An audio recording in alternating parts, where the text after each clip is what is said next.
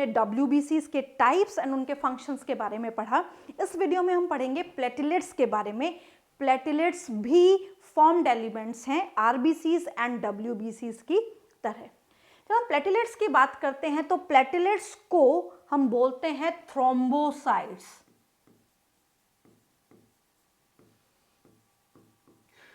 Platelets are known as thrombocytes. Platelets में भी nucleus नहीं होता, यानी कि they are also enucleated, as well as इनका जो फॉर्मेशन है, यानी कि ये बनती कैसे हैं, तो ये भी बोन मैरो में बनती हैं, और जो सेल्स इनको बनाती हैं उनको हम कहते हैं मेगा कैरियोसाइट सेल्स। बहुत इंपॉर्टेंट लाइन है। So here they are non nucleated, इसको हम नॉर्मल भाषा में इन्यूक्लिएटेड भी बोल सकते हैं। And these are fragments of protoplasm, यानी कि जब ये बनती हैं तो ये प्रोटोप्लाज्म का ही पार्ट है, तो इनको फ्रेगमेंट्स ऑफ प्रोटोप्लाज्म भी बोला जाता है। Derived from, very important line, derived यानी कि इनका बनना, इनका फॉर्मेशन होना किससे होता है? Megakaryocyte cells of bone marrow. तो इससे एक बात बिल्कुल क्लियर है कि जितने भी फॉर्म्ड एलिमेंट्स हैं वो सब कहाँ बने हैं? वो बोन मैरो में बने हैं। बट वहाँ पे हमने WBCs और RBC का स्पेसिफिक कोई नाम नहीं पढ़ा कि वो किससे बनी है। यहाँ पे हम स्पेशली बोल रहे हैं कि जो प्लेटलेट्स हैं वो मेगा कैरियोसाइट से बनी है। तो यहाँ पे मेगा कैरियोसाइट एक इंपॉर्टेंट टर्म हो जाता है। They derived from megakaryocyte cells. Shape of platelets, जो प्लेटलेट्स का शेप है वो ओवल शेप है। इस तरीके का शेप हमें प्लेटलेट्स का दिखाई देता है, जिसको हम कहते हैं बाई कॉन्वेक्स या डिस्क लाइक।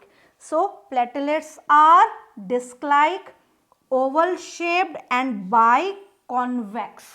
बट कुछ मैमल्स में जो प्लेटलेट्स हैं वो न्यूक्लिएटेड होती हैं और स्पिंडल शेप होती हैं। So in some mammals the platelets are nucleated and spindle shaped. Next हम बात करते हैं साइज ऑफ प्लेटलेट्स। जो प्लेटलेट्स का साइज है वो बहुत छोटा है, 2 to 3 माइक्रोन साइज की ये मिलती हैं। लाइफ स्पेन, कितने दिन जिंदा रहती हैं? तो प्लेटलेट हार्डली 3 से 5 दिन या 2 से 5 दिन सर्वाइव कर सकती हैं। सो इनका जो लाइफ स्पेन है that is 2 to 5 days. Next platelet count, क्योंकि हमने सभी का काउंट पढ़ा है कि कौन सा कितना है, RBC काउंट पढ़ा, WBC काउंट पढ़ा, दैट इज TLC, तो हम प्लेटलेट काउंट भी पढ़ते हैं। जो प्लेटलेट काउंट है एक नॉर्मल हेल्दी ह्यूमन में दैट इज 1.5 to 3.5 लाख पर क्यूबिक मिलीमीटर। तो यहाँ पे normal platelet count 1.5 to 3.5 lakh पर क्यूबिक मिलीमीटर, यानी कि 1.5 लाख से 3.5 लाख के बीच में होता है। अब ये जो काउंट है ये बहुत इंपॉर्टेंट चीज है। ये नॉर्मल काउंट है कि हमारी बॉडी में प्लेटलेट इतनी होनी चाहिए, बट कभी कभी कुछ ऐसी कंडीशंस होती हैं जब प्लेटलेट काउंट बढ़ता है या घटता है। तो यहाँ पे जब हम बात करते हैं प्लेटलेट काउंट के बढ़ने की, यानी कि प्लेटलेट का जो काउंट है नॉर्मल काउंट यानी कि 3.5 लाख से बढ़ गई, तो उसको हम कहते हैं थ्रोम्बोसाइटोसिस। जैसा हमने पढ़ा था एरिथ्रोसाइटोसिस, ल्यूकोसाइटोसिस, ल्यूक यानी कि WBC का बढ़ना, एरिथ्रोसाइटोसिस यानी RBC का बढ़ना, एंड थ्रोम्बोसाइट्स का बढ़ना, थ्रोम्बोसाइटोसिस, काउंट वाइज बढ़ना। नेक्स्ट आता है थ्रोम्बोसाइटोपेनिया। तो याद रखने वाली बात है, पेनिया का मतलब है नंबर कम होना, डिक्रीज होना, यानी कि प्लेटलेट काउंट जो है वो कम होना। इसको हम थ्रोम्बोसाइटोपेनिया भी बोल सकते हैं और थ्रोम्बोपेनिया भी बोल सकते हैं। अब कुछ ऐसी कंडीशन होती है कि जो प्लेटलेट काउंट है वो एबनॉर्मली कम हो जाता है। 1.5 लाख से 3.5 लाख होना चाहिए, बट अगर ये 40,000 तक रहता है तो ये क्रिटिकल काउंट में काउंट होता है। So here critical count of thrombocyte is 40,000 per cubic millimeter. अब यहाँ पे उससे नीचे भी जा सकता है तो भी वो क्रिटिकल ही रहेगा। तो इस कंडीशन में क्या होता है, बॉडी में जो स्किन है स्किन पे रेड पैचेस दिखाई देते हैं और ये जो पिगमेंटेशन होता है, इस पिगमेंटेशन का जो नाम दिया है that is Purpura disease. So if the number is less than critical count, यानी कि इस क्रिटिकल काउंट से भी नंबर यानी कि 40,000 से भी नीचे आ गया है। क्वेश्चन क्या है, क्रिटिकल काउंट से भी नीचे आ गया, 40,000 इज क्रिटिकल काउंट, उससे भी नीचे आ गया है। सो स्पॉट और rashes appear on the skin, skin पे स्पॉट और रैशेस दिखाई देते हैं और ये जो स्पॉट और रैशेस हैं इसको बोलते हैं पुरपुरा डिजीज। नेक्स्ट हम बात करते हैं इनके साइटोप्लाज्म में। बेसिकली साइटोप्लाज्म तो होगा, सेल है, न्यूक्लियस नहीं है, साइटोप्लाज्म में होता है और साइटोप्लाज्म में बेसोफिल ग्रैन्यूल्स होते हैं। और हमें पता है WBC में हम पढ़ चुके हैं कि जो बेसोफिल ग्रैन्यूल्स हैं वो बेसिक डाई से डाई किए जाते हैं, यानी कि स्टेन किए जाते हैं और बेसिक डाई का नाम है methylene blue. So in their cytoplasm basophil granules are present, इनके साइटोप्लाज्म में बेसोफिल ग्रैन्यूल्स प्रेजेंट हैं और ये जो बेसोफिल ग्रैन्यूल्स हैं ये मिथाइलिन ब्लू से स्टेन किए जाते हैं। ये इसकी बहुत इंपॉर्टेंट बात है। मैक्सिमम पार्ट जो है इनके साइटोप्लाज्म का वो प्रोटीन से बना है और ये जो प्रोटीन होता है ये कॉन्ट्रैक्टाइल प्रोटीन होता है और ये थ्रोम्बोसाइट का प्रोटीन है, तो इस प्रोटीन को हम बोलते हैं थ्रोम्बोस्टैटिन, दैट इज कॉन्ट्रैक्टाइल प्रोटीन। ये जो कॉन्ट्रैक्टाइल प्रोटीन है ये बहुत इंपॉर्टेंट है, ये इनमें कॉन्ट्रैक्टिबिलिटी प्रोवाइड करता है। तो what is the name of the protein, thrombosthenin, very important. अब प्लेटलेट का काम क्या है वो बहुत ज़रूरी है। हमें जूनियर क्लासेस में बताया जाता है कि हमारे ब्लड में प्लेटलेट्स होती हैं और ये ब्लड क्लॉटिंग करती हैं, यानी कि जो खून बहता है हमारा उसको रोक देती हैं। तो इसको हम नॉर्मल भाषा में कहते हैं ब्लड क्लॉटिंग, ब्लड का क्लॉट होना, ब्लड का कोगुलेशन होना। बट ये होता कैसे है ये समझना ज़रूरी है। इससे पहले हम पढ़ चुके हैं प्लाज्मा और प्लाज्मा के प्रोटीन। प्लाज्मा के प्रोटीन में हमने क्लॉटिंग प्रोटीन पढ़े थे और क्लॉटिंग प्रोटीन में हमने पढ़ा था प्रोथ्रोम्बिन एंड फिब्रिनोजन। ध्यान रखने वाली बात यह है कि ये जो क्लॉटिंग प्रोटीन है ये लीवर बनाता है। इंपॉर्टेंट बात क्या है, ये क्लॉटिंग प्रोटीन बनाता है लीवर। ये प्रेजेंट कहाँ पे होते हैं, प्लाज्मा में, और काम किसके साथ करते हैं, प्लेटलेट के साथ, जो इनका काम है ब्लड को क्लॉट करना।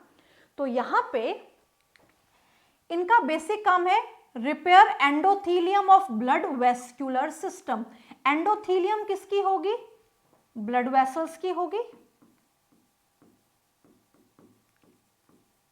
एंडोथीलियम होगी ब्लड वेसल्स की by the formation of platelet plug, यानी ये प्लेटलेट प्लग बना देते हैं। और ये जो प्लेटलेट प्लग है ये इसकी टेंडेंसी क्या है, they have tendency to attach on the gelatinous और mucilaginous surface। ये gelatinous और mucilaginous surface से क्या हो जाता है, अटैच हो जाता है। अब यहाँ पे इस फिगर को समझने के लिए हल्का सा एक इंट्रोडक्शन इसका समझें कि जब हमारे चोट लगती है तो चोट लगने पे खून बहता है, जब ब्लड फ्लो करता है तो नेचुरली हमारी ब्लड कैपिलरी जो है वो रप्चर हुई है, वो टूटी है, वो डैमेज हुई है, क्योंकि हमारा जो ब्लड है वो ब्लड वेसल्स में फ्लो करता है। हमारी बॉडी में कैसा सर्कुलेटरी सिस्टम है, close type circulatory system, and in this system the blood is flowing within the blood vessels. Blood लगातार ब्लड वेसल्स में फ्लो करता रहता है। उंगली कट जाती है, खून बह रहा है, यानी कि यहाँ की जो ब्लड वेसल है, यहाँ की जो ब्लड कैपिलरी है वो रप्चर हुई है और ब्लड कैपिलरी में एंडोथीलियम है वो रप्चर हो गई। तो यहाँ पे ये वाला जो पार्ट है दैट इज एंडोथीलियम, ये वाला जो पार्ट है ये है एंडोथीलियम, ये एंडोथीलियम रप्चर हो गई। एंडोथेलियम के रप्चर होने से जो पूरा कंटेंट है ब्लड का वो बाहर आ रहा है, उसमें आरबीसी भी है, डब्ल्यूबीसी भी है, प्लेटलेट्स भी है एंड प्लाज्मा वाला पार्ट भी है। अब क्या एक्शन होगा कि जो खून है वो हमारा बहने से रुक जाएगा। तो यहाँ पे क्या होता है, जो इंजर्ड टिश्यूज होते हैं वो रिलीज करते हैं थ्रोम्बोप्लास्टिन। इसकी डिटेलिंग हम आगे करेंगे क्लॉटिंग में कि ब्लड क्लॉटिंग का मैकेनिज्म कैसा है। तो यहाँ पे थ्रोम्बोप्लास्टिन सिक्रीट होता है। ये थ्रोम्बोप्लास्टिन क्या करता है, प्रोथ्रोम्बिन को थ्रोम्बिन में कन्वर्ट करता है, प्रोथ्रोम्बिन को थ्रोम्बिन में कन्वर्ट करता है। और ये जो थ्रोम्बिन है ये फाइब्रिनोजन को फाइब्रिन में कन्वर्ट करता है। फाइब्रिन बन गया, यानी कि फाइबर्स का बनना जरूरी है। चोट लगी हुई है और चोट को रोकने के लिए एक जाल बनाना जरूरी है। तो यहाँ पे ये जाल बनाने का काम कौन करेगा, फाइब्रिन प्रोटीन करेगा। और जैसे ही ये जाल बन जाता है तो खून बहना रुक जाता है, और खून बहने के रुकने को हम कहते हैं ब्लड क्लॉटिंग या क्लॉट रिटेंशन होना। तो यहाँ पे भी वही हुआ है, जो येलो कलर वाला पार्ट है ये है फिब्रिन प्रोटीन। अब ये तो पूरा मैकेनिज्म है। अब यहाँ पे फंक्शन क्या है प्लेटलेट के, ये थ्रोम्बोप्लास्टिन सिक्रीट करते हैं, इसकी बात हम अभी कर चुके हैं। जो क्लॉटिंग फैक्टर्स होते हैं वो 13 टाइप के होते हैं। उस 13 टाइप में से ये थर्ड फैक्टर है। इंपॉर्टेंट बात, कितने टाइप के होते हैं, 13 टाइप के क्लॉटिंग फैक्टर्स होते हैं। उसमें से थर्ड टाइप का है थ्रोम्बोप्लास्टिन। तो प्लेटलेट्स क्या करती हैं, फंक्शन वाइज थ्रोम्बोप्लास्टिन सिक्रीट करती है, सिंथेसाइज करती हैं, और ये आगे चल के एक्टिवेट करता जाता है। किसको एक्टिवेट करता है, डीएक्टिवेटेड प्रोटीन को। कौन से हैं डीएक्टिवेटेड प्रोटीन्स, प्रोथ्रोम्बिन। प्रो का मतलब है इनएक्टिव फॉर्म में है, और उसको थ्रोम्बिन में कन्वर्ट करता है कैल्शियम की प्रेजेंस में। नेक्स्ट ये काम करता है सेरोटोनिन सिक्रीट करता है। Serotonin is vasoconstrictor. What is vasoconstrictor, इसको जनरल भाषा में हम बोल सकते हैं कि जब खून बह रहा है तो जो ब्लड वेसल्स हैं उनको नैरो कर दिया जाए। कॉन्स्ट्रिक्ट करना यानी कि उनको सिकुड़ जाना। सो हियर कॉन्स्ट्रिक्शन, वैसो का मतलब यहाँ पे है ब्लड वेसल से, और कॉन्स्ट्रिक्टर का मतलब है उनका नैरो हो जाना।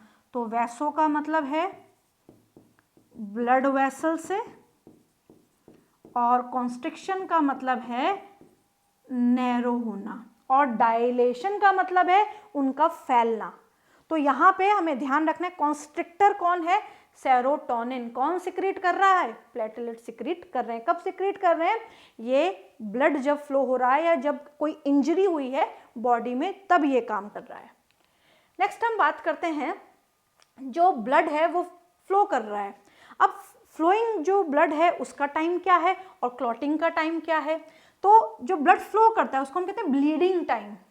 तो ब्लीडिंग टाइम है 1 to 3 मिनट, यानी कि अगर क्लॉटिंग नहीं हुई है तो 3 मिनट तक ब्लड जो है वो बहता रहता है। अगर चोट जो है वो वेरिएबल, अगर छोटी चोट है तो जल्दी से क्लॉट रिटेंशन हो जाएगा। अगर मेजर इंजरी है तो एक एड लेना पड़ेगा, स्टिचेस लगते हैं, बहुत सारे उसमें चीज़ें करनी पड़ती हैं। तो यहाँ पे कंडीशन अलग अलग है, बट जनरली अगर हम ब्लड को देखें तो उसका जो क्लॉटिंग टाइम होता है दैट इज 2 to 8 मिनट्स, यानी कि 8 मिनट में अगर कोई छोटी इंजरी हुई है तो वो क्लॉट रिटेंशन कर देगी। नेक्स्ट हम बात करते हैं बहुत इंपॉर्टेंट टॉपिक की, कि sometimes clot are formed in intact blood vessels. कुछ कुछ कंडीशन में ब्लड वेसल्स में क्लॉट बन जाते हैं। कभी कभी ब्लड वेसल्स में क्लॉट बन जाते हैं, और वो जो क्लॉट हैं वो किस लिए हमारी बॉडी के लिए हार्मफुल है उसकी बात कर रहे हैं। तो जो पहला क्लॉट हम पढ़ रहे हैं दैट इज थ्रोम्बस। ये जो थ्रोम्बस क्लॉट है that is static clot. Static का मतलब है एक ही जगह रहता है, धीरे धीरे धीरे धीरे बड़ा हो जाता है, और बड़ा होते होते ये हमारी जो ब्लड वेसल्स हैं उनको ब्लॉक कर देता है।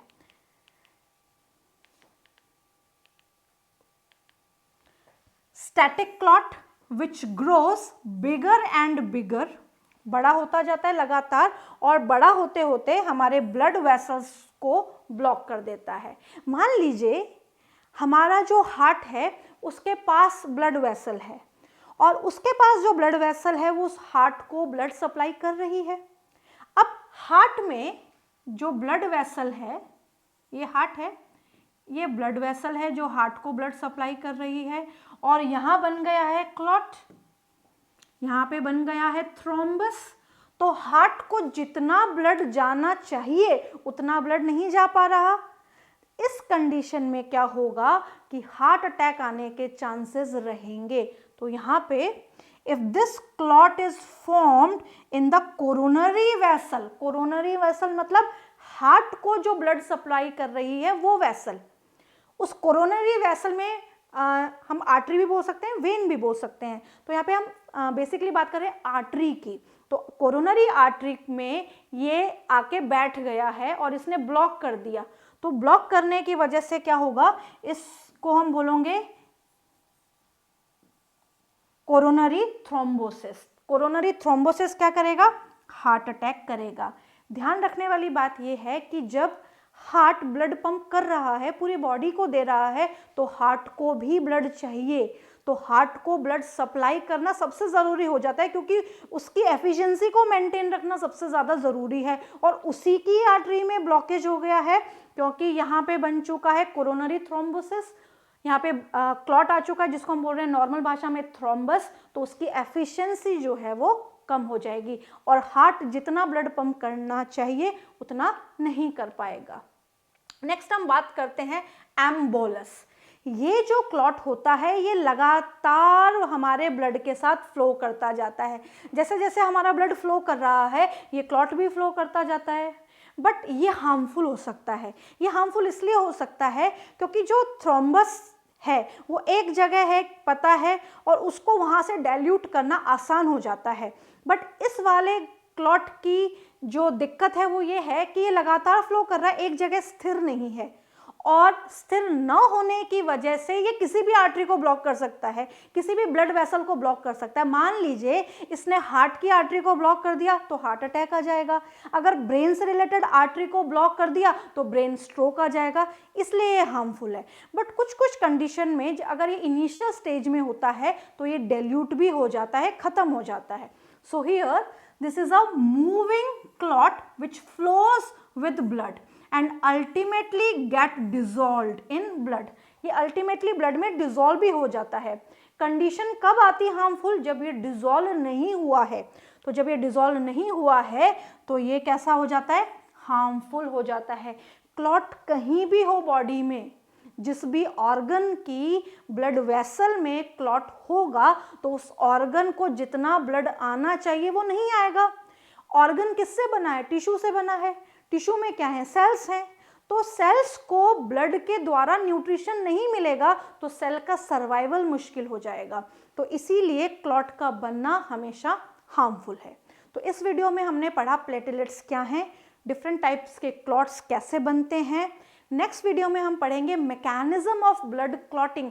एग्जैक्टली जो ब्लड क्लॉटिंग है उसका पूरा मैकेनिज्म जो है वो कैसे होता है।